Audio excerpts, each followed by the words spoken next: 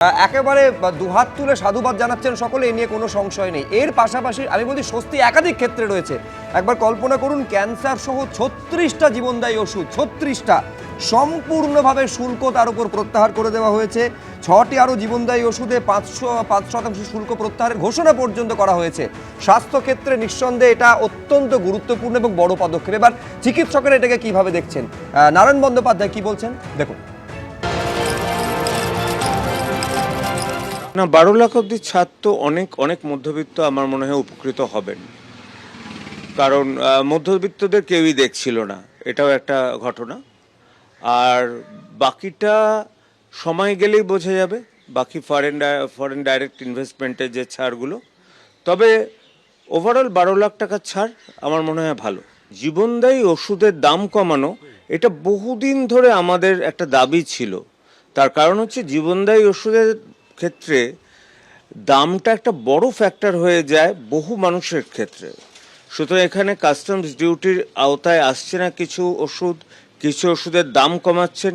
Exactly কী ওষুধের লিস্টগুলো পেলে আরও ক্লিয়ারলি বুঝতে পারবো, বাট নিঃসন্দেহে ভালো ইনিশিয়েটিভ। 10,000 এক্সট্রা মেডিকেল সিট তৈরি করা হচ্ছে, অত্যন্ত ভালো ডিসিশন। কিন্তু ফ্যাকাল্টিও সেরকমভাবে তৈরি করতে হবে, কোয়ান্টিটি বাড়াতে গিয়ে কোয়ালিটি যেন ফল না করে মেডিকেল এডুকেশনের। নিঃসন্দেহে এটা সব থেকে বড় চমক ছিল দিনের, যে অনেকে প্রত্যাশা করেছিলেন যে করমুক্ত 10 লক্ষ টাকা পর্যন্ত সেইটা অন্তত ঘোষণা করুক। কল্পনা করুন, 10 লক্ষ শুধু নয়, সেটাকে আরও 2 লক্ষ বাড়িয়ে দিয়েছেন। 12 লক্ষ টাকা পর্যন্ত বার্ষিক আয় সম্পূর্ণ করমুক্ত।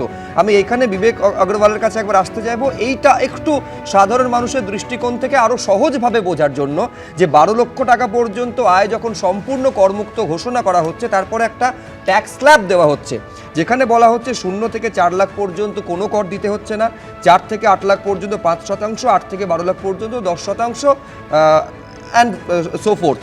আমি বলছি 12 লক্ষ টাকা পর্যন্ত যদি সম্পূর্ণ করমুক্ত হয়, তাহলে 4 থেকে 8 লাখ পর্যন্ত 5% কেন কর দিতে হচ্ছে, বা 8 থেকে 12 লাখ পর্যন্ত কেন 10% কর দিতে হচ্ছে?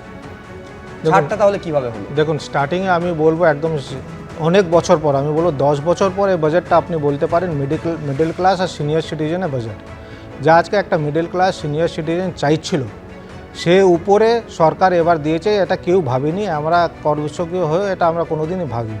আপনি যা প্রশ্নটা করলেন, এই স্ল্যাবটা কেন দেওয়া হয়েছে, তো স্ল্যাবটা এই জন্য দেওয়া হয়েছে, আপনার ইনকাম তো হতে পারে 12 লাখ পর্যন্ত, তাহলে আপনি পাচ্ছেন মার্জিনাল রিলিফ।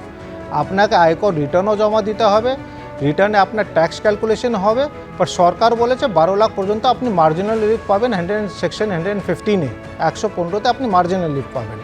যদি আপনার ইনকাম 13 লাখ টাকা হয়, তাহলে আপনার ও স্ল্যাব পর্যন্তই আপনাকে ক্যালকুলেশন করে করটা জমা দিতে হবে। কেন? তাহলে কি হচ্ছে, আপনি আয়কর রিটার্ন দিচ্ছে, সরকারটা আপনার ডাটা পাচ্ছে, আপনি কর দিচ্ছেন, আপনি যা ছাড়টা পাচ্ছেন। আজকে 60,000 টাকা ছাড়, 12 লাখ টাকা কর ছাড়, মানে ম্যাক্সিমাম স্যালারি ক্লাস মানুষ এখন কর দেবে না।